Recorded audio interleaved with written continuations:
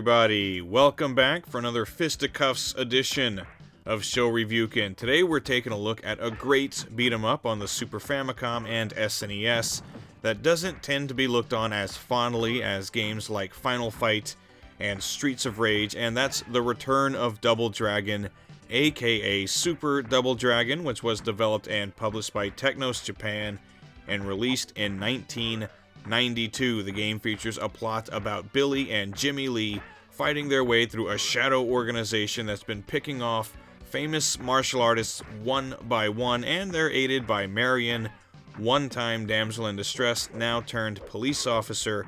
But none of this is actually conveyed in the game because time constraints forced the developers to ditch all of the cutscenes and story-related content, so it seems like Billy and Jimmy are kicking ass just for the hell of it, which honestly is okay too. Some cutscenes would have been nice though.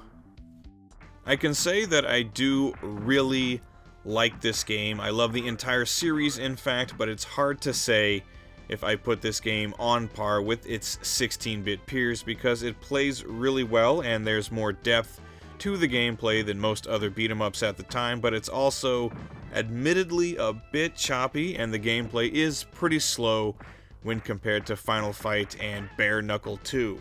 But one thing I do love about this game is the ability to block and counter enemy attacks, even being able to trap their arms and then level them with a sweet looking combo. And there are a bunch of different weapons to make use of, like knives, boomerangs, a very nifty staff with some decent range, and my personal favorite, a kick-ass pair of nunchucks to obliterate your opponent's faces with. Plus, in addition to your basic punch and kick combos and the aforementioned counterattacks, you can perform special attacks like back fists, hurricane kicks, and a charge attack for some major damage. So there's a lot more to the combat in this game than in Final Fight, for example, but again, the gameplay can be a bit on the slow side with some choppiness on top of that, so it's not exactly perfect, but I still like it a lot, especially when playing multiplayer, which is always a good time.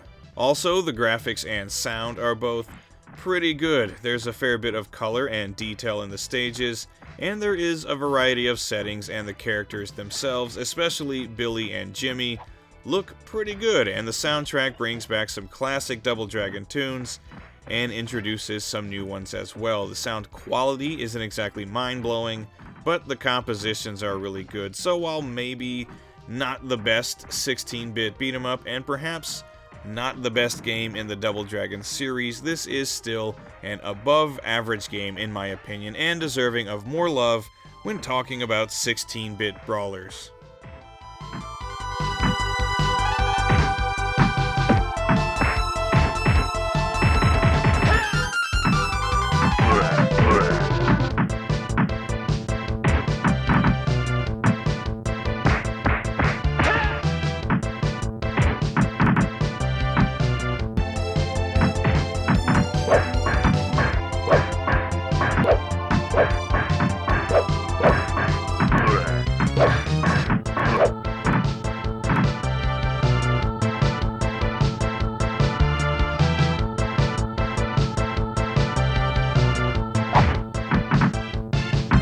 So this is a flawed but ultimately very fun game that I can recommend to fans of the beat-em-up genre that might not have played it yet, especially if you can get a second player to join in on your game, which I obviously couldn't for this review. It's still a lot of fun on single player though. Prices online are kind of all over the place, as low as $20 for loose carts on the Japanese and US versions, and as much as $80 and over $200 for the PAL version, so I'd recommend shopping around for the best deal or just find an alternative means of playing it. Either way, the return of Double Dragon is a pretty damn good time. Check it out.